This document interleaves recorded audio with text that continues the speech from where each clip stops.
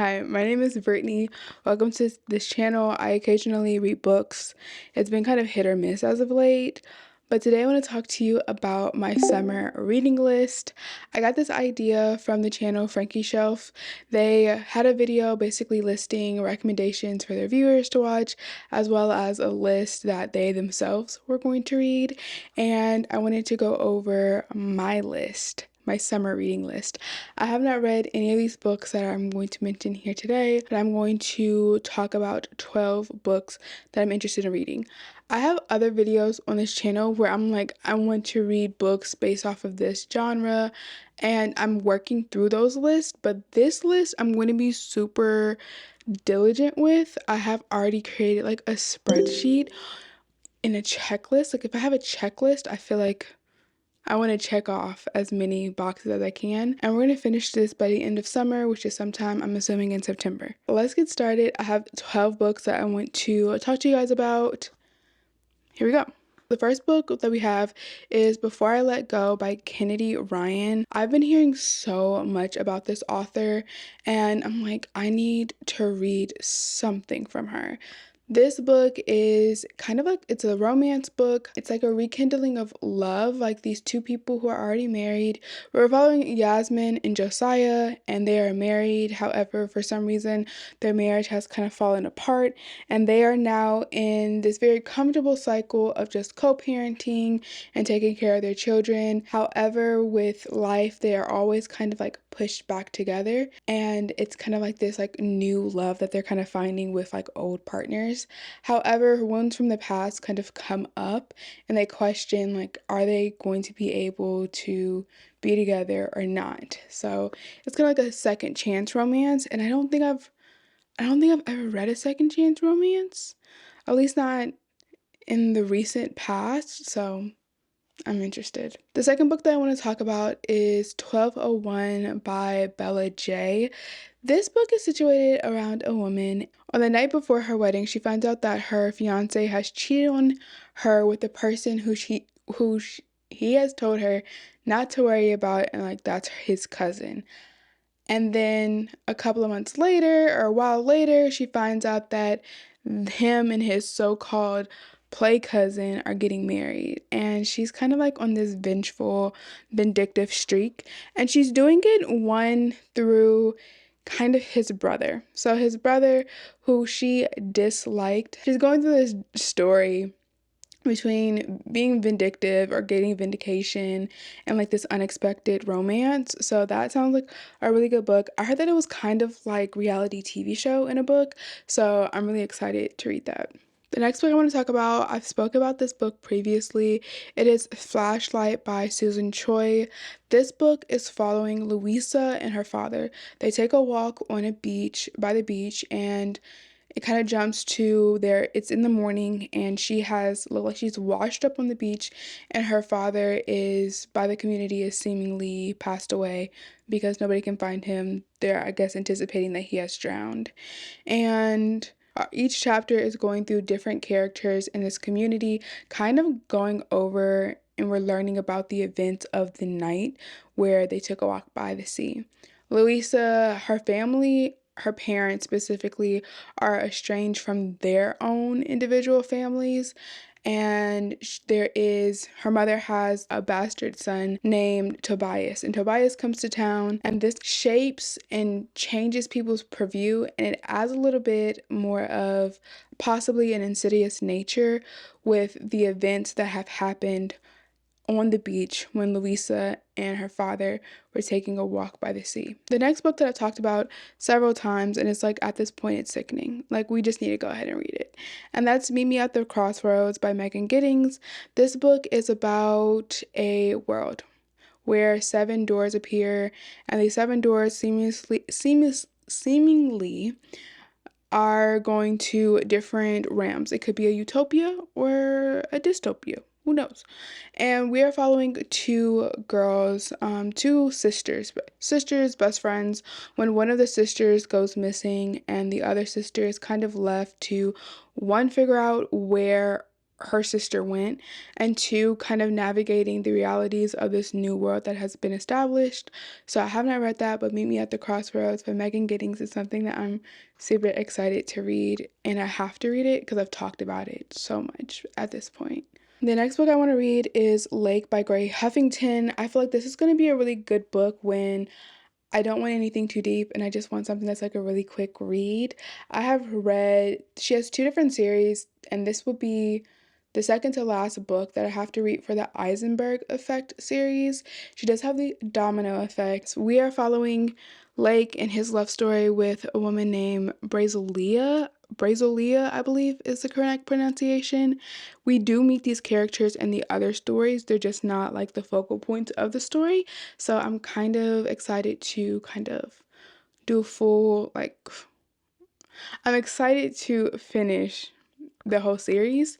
The only last book that I do have to read is Lyric, which is the one daughter in this family. I have to read her book, but she'll probably be last. Save the best for last. So we're going to do that.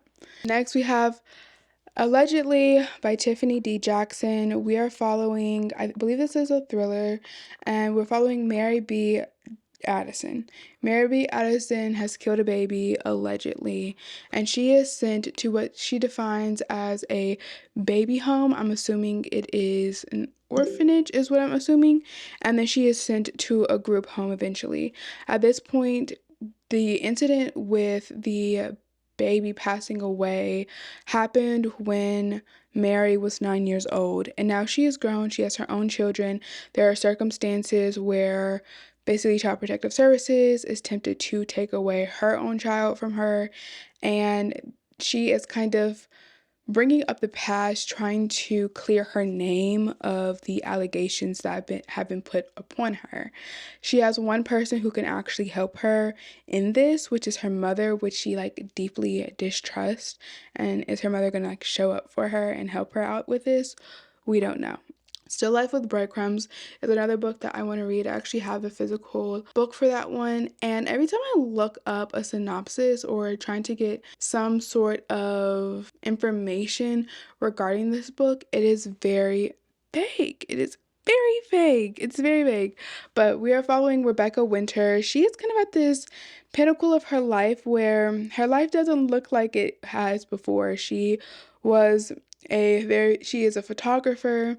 She did have a lot of prestige and notoriety at a certain part in her life, but now she's kind of in like a slower point in her life. So she has leased out her apartment that she has, and she has moved to like this small town, and she is taking photographs of things in this small town when she meets a man named Jim Bates, and she is seeing life. They say that she's seeing life in like a different vantage point after she meets this man named Jim Bates. I believe it is a love story. I think it's like a lot of things. I think it's a love story, but I don't know. I really don't know. The next book is Black Leopard, Red Wolf by Marlon James. This is a fantasy. I kind of wanted to read some fantasies, like some books from multiple genres, except nonfiction. I refuse to read nonfiction because I don't want to. But we have a tracker who we're following. He is pretty much a lone wolf. However, he starts to working with a group, and there's like this shape-shifting man. There's these characters, and after a while he's working with this group to find this missing boy. And then he starts to question like kind of like the nature of why they are searching for him, and understanding like who's telling the truth, who's not telling the truth. And so this is actually a trilogy. It is a fantasy novel. The next book is The Hunger Games by Susan Collins. I feel like most people have watched the movie, at least, if not all of the movies.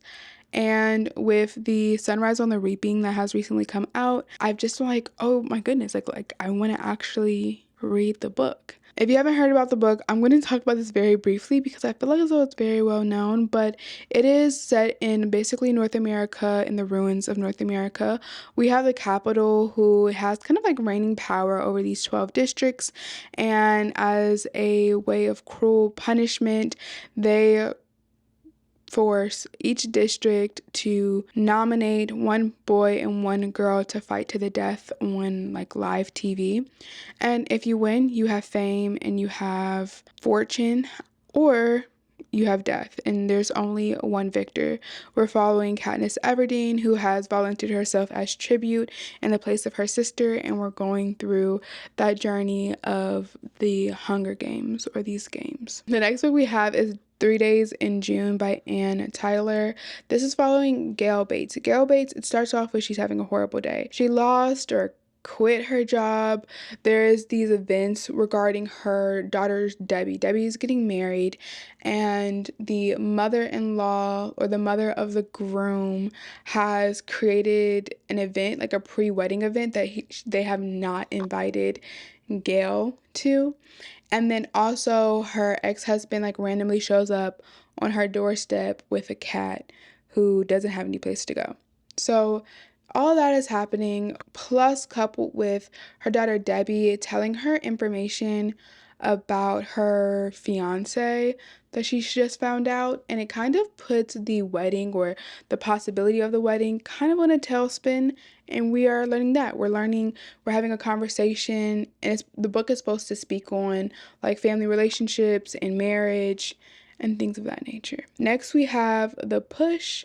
This book I've heard of so many times, and the thing that kind of pushed me, sorry for the pun, to want to read this book is I went to the library recently and I looked at the book, and I picked up the book, and the book looked so worn in. It looked tethered. It wasn't like somebody wasn't caring for it. It just looked like it was used so many times. It was a hardcover covering. The book covering was like falling off. The seam was a little bit disintegrating, and I was just like, oh, y'all like this book. Y'all like this book. Like, okay, like I need to check this book out. But this book is following Blythe. Blythe has a child, and her first child is Violet. She's a girl, and she is raising her daughter, and she's starting to feel like her daughter is not acting like other children are. Kind of strange and unusual. She brings it up with her husband, and her husband basically tells her, you're just making up all of this in your mind, like she's fine. And she kind of just she starts thinking that she's crazy, that the things that she's seeing as a mother are not real. Like she's losing her grips on reality, and she doesn't have the same like stereotypical mother-child connection with this child. She then proceeds to have another son. Her son is named Sam, and instantaneously she has kind of like this more stereotypical bonding that you would have with like a newborn baby. And Violet is also in love with her brother Sam as well, until something happens. Something, I'm assuming, bad happens, and she has to kind of face reality of the truth of the matter. And that is the book, and I'm very interested to see what happened and who did what. The last book that is on my summer reading list is The Girl Who Saved the King of Sweden, following a girl named Nobeko. So Nobeko is born in, I believe, South Africa, and based on how society is where she lives, she's kind of destined to die young, whether it's from violence or drugs. However, she has kind of like a different plan. When she is minding her own business, when she gets ran over by a drunk engineer, she gets blamed for this accident, and subsequently she has to work for this engineer. As she's working for him, this kind of leaves her the opportunity to escape, and she escapes somehow, some way. We'll find this out when we read the book, to Sweden. She goes to Sweden, and she meets these two twins. These twins, they have the plans of taking down the Sweden monarch. And in this time of this relationship and the position in life that she is living in, she has the opportunity to save Sweden, save the monarchy, and then it says even possibly save the world. So I'm excited to read that book and to see what that book is all cracked up to be. Those are my 12 books for the summer that I'm going to attempt to read. I really hope that I read more and I can just like add to the list, but regardless, those are the 12 books that I need to read. But thank you guys so much for watching today's video. I had fun, and I hope that you guys enjoyed today's video. And guess what? I'll talk to you later.